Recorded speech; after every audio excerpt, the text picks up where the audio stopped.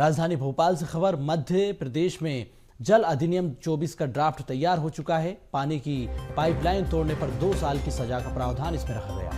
PHE के जल जीवन मिशन ने ये ड्राफ्ट तैयार किया। मीटर समेत अन्य सामान की चोरी करने पर भी 3 साल की सजा का प्रावधान है। बिजली की तरह डिटेल बिल आएगा। न्यूनतम शुल्क राज्य सरकार तय करेगी। लीकेज सुधरवाने के लिए भी उपभोक्ता की जिम्मेदारी रहेगी। लाइसेंसी प्लम्बर से ही काम कराना होगा। सहयोगी मनोज राठौर हमारे साथ बने हुए हैं। मनोज जी, जल अधिनियम का ड्राफ्ट तैयार हो चुका है, सजा का भी इसमें प्रावधान है।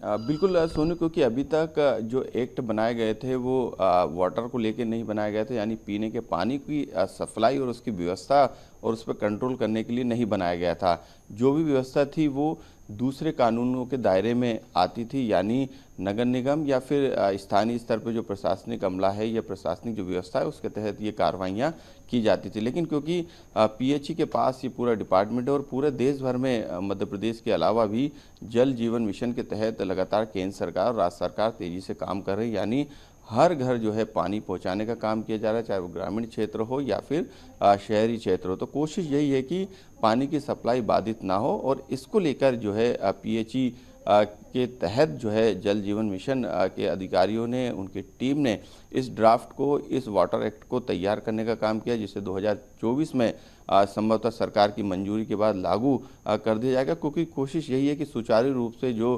पानी की व्यवस्था है लोगों तक पहुंचाने की वो जारी रहे, लेकिन इसके अंदर कड़े प्रावधान करने पड़ेंगे, जिसको लेके ये एक्ट तैयार किया गया। यानी इस एक्ट को जो है सरकार के द्वारा विधानसभा में भी पारित किया जाएगा, उससे पहले कैबिनेट में लाया जाएगा और फिर राज्यपाल के पास इसे मंजूरी के लिए भेजा जाएगा।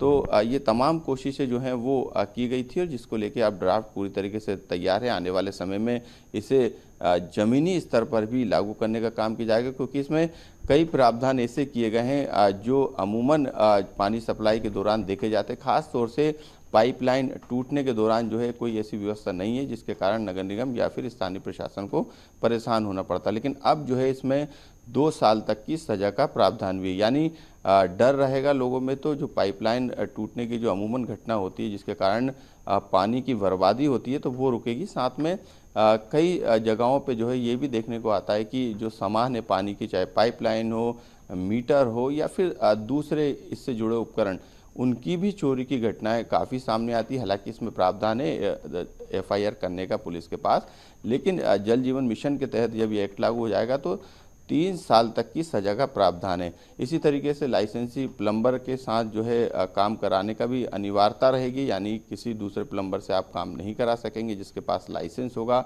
वो जो है ये काम आपका पानी से संबंधित कर सकेगा। ये भी उसमें प्रावधान किया गया। इसके अलावा अलग अलग प्रावधान उपभोक्ताओं के दृष्टिकोण से भी किया गया, क्योंकि राज्य सरकार इसमें न्यूनतम दर तय करेगी कि मासिक शुल्क क्या होगा। हालांकि अभी 180 रुपये से लेकर 300 रुपये तक का जो है वो चार्ज नगर निगम के द्वारा वसूला जाता, लेकिन अब ये तय हो जाएगा कि कितना पानी कौन ले रहा है और इसकी सप्लाई को लेकर कितना खर्चा आ रहा है, तो उस हिसाब से भी न्यूनतम राशि जो है इसमें तय की जाएगी। तमाम प्रावधान किए गए ताकि जनता को जो है जो पानी की सप्लाई की जाती है उसमें किसी बिल्कुल मनोज जी, तो जल जीवन मिशन को साकार करना है, धरातल पर उतारना है। हर घर अगर नल से जल पहुंचाना है तो जरूरी है जिम्मेदारी तय होना चाहिए। उसी को लेकर ये ड्राफ्ट तैयार हुआ है। बहुत धन्यवाद आपका तमाम जानकारी के लिए।